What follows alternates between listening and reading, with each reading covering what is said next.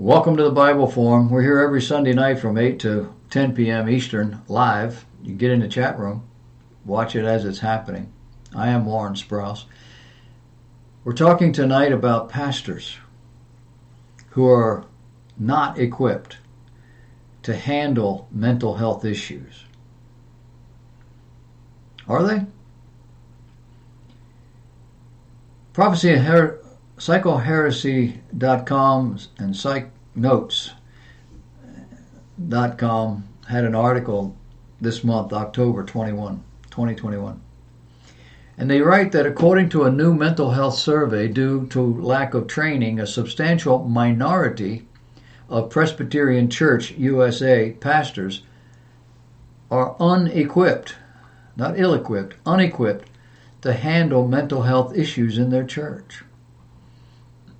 18%, however, reported taking a training course in either seminary or college, and 16% said they received training through continuing education courses. Lifeway Research reported that about 76% of pastors said that church members struggling with mental health issues are often referred to a professional counselor if more than 2 counseling sessions are required. The American Psychiatric Association says, quote, mental illnesses are health conditions involving changes in emotion, thinking, or behavior, or a combination of these. Mental illnesses are associated with distress and/or problems functioning in social, work, or family activities.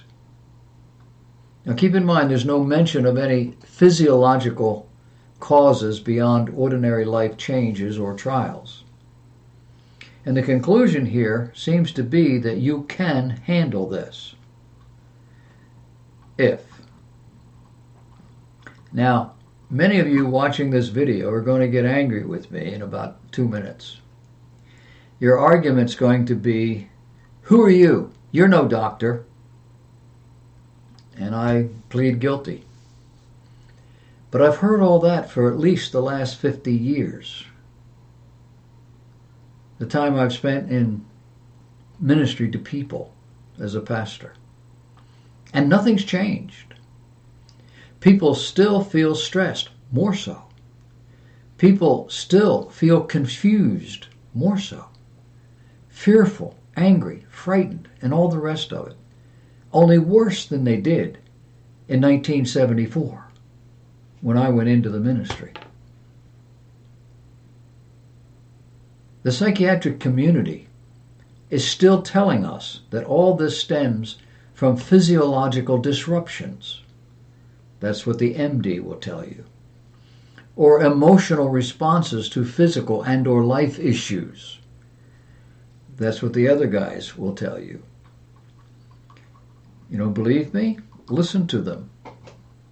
Right from psychiatry.org, and I quote, mental illnesses are health conditions involving changes in emotion, thinking, or behavior, and in parentheses they put, or a combination of these.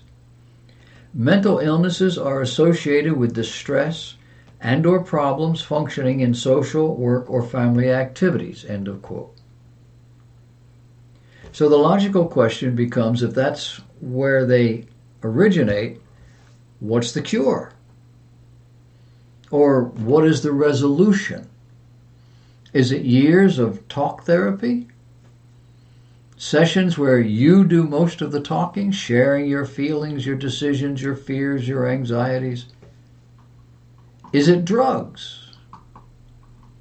Drugs to drown out your feelings. Drugs to overcompensate for whatever the deficiency might be, and so forth.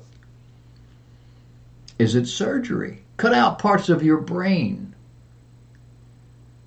Or take an electric wire and shock your brain into submission. After more than 100 years, all we have is never-ending talk therapy at exorbitant cost and no guarantees, or surgery, or one of these techniques. What are we talking about? From psychiatry.org, we're talking about mental illness being common. Their words, not mine. In a given year, nearly 1 in 5, 19% U.S. adults experience some form of mental illness by their definition. 1 person out of every 24 has a serious mental illness. That's 4% of the population. 1 out of 24. This means a serious illness that is mental, the way you think and make decisions, is behavioral or is emotional, excluding developmental and substance abuse disorders. Now keep in mind, being hooked on a drug is now called a mental disorder. They do that to help you understand it's really not your fault. A mental illness is a serious, disruptive way of thinking, resulting in a serious functional impairment which substantially interferes or limits one or more major life activities. Examples of serious mental illness include major depressive disorder, schizophrenia, and bipolar disorder. 1 in 12, or 8.5%, have a diagnosable substance use disorder. But mental illness is treatable. How? Well, the vast majority of individuals with mental illness continue to function in their daily lives, often not even realizing they have such a thing. Are they cured? No. They simply have found a way to cope. Now, often at great price, financially, physically, relationally, and so forth, when they go to these doctors. So what exactly is a mental illness? Well, they have a definition. Their definition is that mental illness refers collectively to all diagnosable mental disorders. They don't take the time to explain a disorder. But they include health conditions involving significant changes in thinking, emotion, or behavior. It includes distress and or problems functioning in social, work, or family activities. Now keep in mind, street drugs can do all the same sort of stuff. And so can a dysfunctional family. You don't have to have a mental disorder. Psychiatry.org tells us that mental health is the foundation for emotions, thinking, communication, learning, resilience, and self-esteem. Mental health is also key to relationships, personal and emotional well-being, and contributing to community or society. Now keep in mind, never do we get a practical definition for whatever is our mental. Is it your brain? Is it chemistry? Is it your habits, your feelings, your behaviors? What is your mental? And if you ask that question of a professional, they'll answer yes, meaning it's all of that. Listen to how they describe a disorder. Illness. You see how confused I get? I have lived through that time when it was a disease. Now it's a disorder. Psychiatry.org continues, many people who have a mental illness do not want to talk about it. But mental illness is nothing to be ashamed of. It's a mental condition. Medical condition. It's just like heart disease or diabetes. And mental health conditions are treatable. Note, they do not use the word curable. We are continually expanding our understanding of how the human brain works. It's not your soul, your spirit. It's nothing immaterial. It's not the processes or the behaviors. It's something wrong with your brain. And treatments are available to help people successfully manage mental health conditions. The article goes on to say mental illness does not discriminate. It can affect anyone, regardless of age, gender, geography, income, social status, race, ethnicity, religion, spirituality, sexual orientation, background, or other aspects of cultural identity. Why? Because we're all human. While mental illness can occur at any age, 75% of all mental illness begins by age 24. Did you know that? By 24. Makes one wonder, doesn't it? Perhaps young people are not being prepared for adulthood any longer. Do we think about that? Nope. It goes on. Mental illnesses take many forms. Some are mild and only interfere in limited ways with their daily life, such as certain phobias. A phobia is an abnormal fear. Other mental health conditions are so severe that a person may need care in a hospital. We're talking drugs. We're talking electroshock therapy. In any other situation, these cures would have been abandoned decades ago because no one is actually being cured. You wouldn't tolerate this from your surgeon. I went in with a heart problem. He cut my chest open. He took out the problem. He put in the solution. He sewed it back up. I went back home. In 4 weeks' time, I felt perfectly normal. In 2 years' time, he turned me loose and said, "You're fine." Does your chiropractor do that? Yeah, they can do that. Does your psychiatrist do that?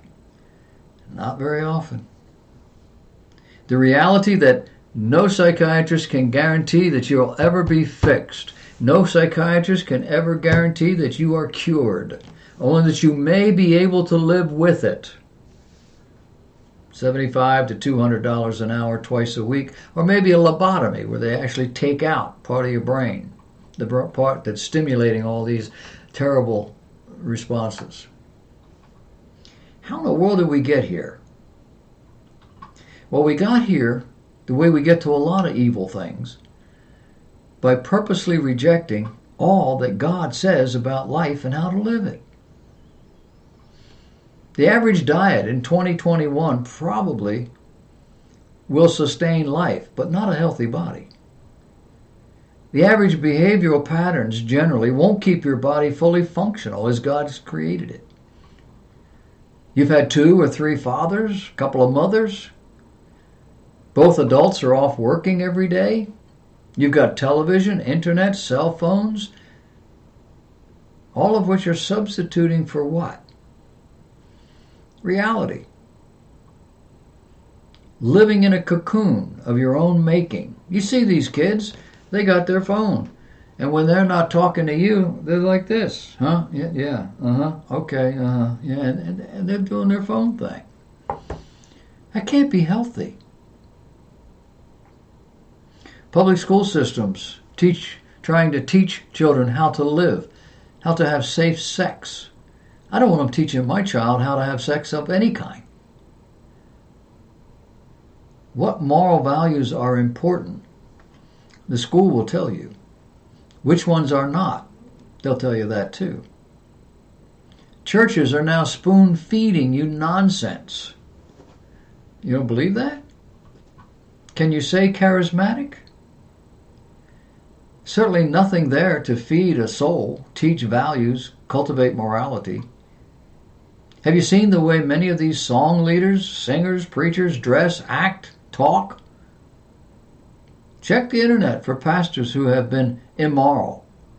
It's a whole page of them. If you're expecting the highest possible moral behavioral standards, it's not going to be them. So where does that leave average people? The answer is it leaves them hopeless. All they have is a therapist or a drug pusher. It assumes their problems are either physical or emotional. But I've got a little hint for you. The problem can easily be emotional. And it is most often spiritual. Unless there's a body part that's causing the problem and they can fix that. And there isn't a doctor in the world who can fix or cure your emotions or your spiritual nature. If you ask them, they'll tell you, we can help you live with it. That's about as good as it gets. God gives you a new heart.